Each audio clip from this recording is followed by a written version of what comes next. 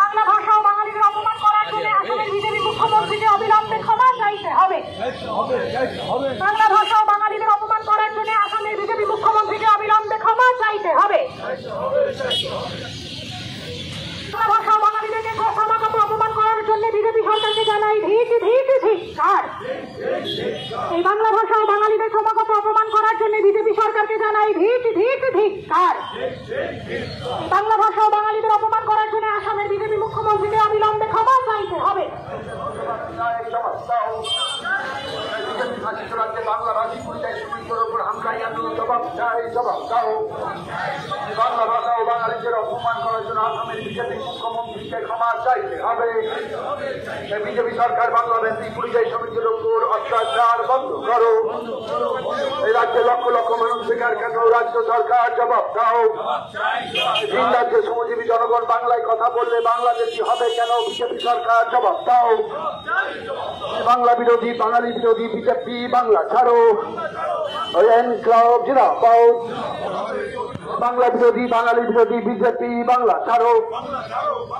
BJP সরকার বাংলাভাষী পরিযায়ী শ্রমিকদের উপর অত্যাচার বন্ধ করো।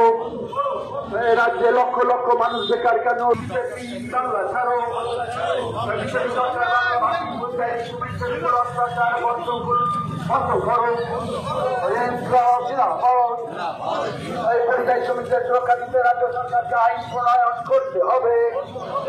বিজেপি শাসিত রাজ্যে বাংলাভাষী পরিযায়ী শ্রমিকদের উপর হামলা বন্ধ করো। এই রাজ্য সরকারকে বাংলায় কথা বলে বাংলাদেশ হবে কেন? বিজেপি সরকার জবাব দাও। রাজ্যের শ্রমজীবী জনগণ বাংলায় কথা বললে বাংলাদেশ হবে কেন? বিজেপি সরকার জবাব দাও। বাংলা বিরোধী বাঙালি বিরোধী বিজেপি হাত বুঝাও। এই বাংলা থেকে হাত বুঝাও।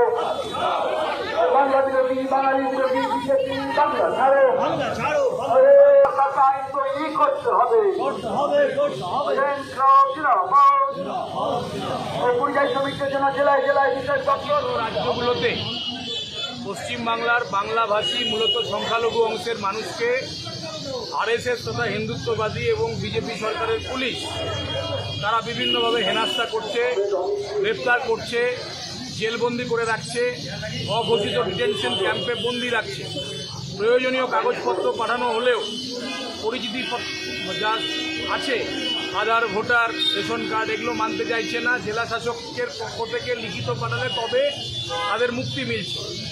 এবং মূলত বাংলাভাষীদের বিরুদ্ধে যে বিদ্বেষ তৈরি করছে বিজেপির পক্ষ থেকে যেটা করা হচ্ছে, এবং তৃণমূল কংগ্রেস তার প্রশাসনিক ভূমিকা পালন না করে মিছিল করে রাজনীতি করার কাজটা শুরু করছে এবং কিছু দোষারোপ করছে। কিন্তু রাজ্য সরকার হিসেবে যে দায়িত্ব পালন করা দরকার, আজকে পশ্চিমবাংলার যে খেটে খাওয়া মানুষ যারা বাইরে গিয়ে কাজ করতে যাচ্ছে, পরিযায়ী শ্রমিক বা দেশভাগের পর বিভিন্নভাবে যারা স্থায়ীভাবে বহু বছর ধরে ভারতবর্ষের বিভিন্ন রাজ্যে বসবাস করছে, যারা বাংলায় কথা বলে, বাংলাভাষী, তাদের সবাইকে টার্গেট করা হচ্ছে গোটা দেশ জুড়ে।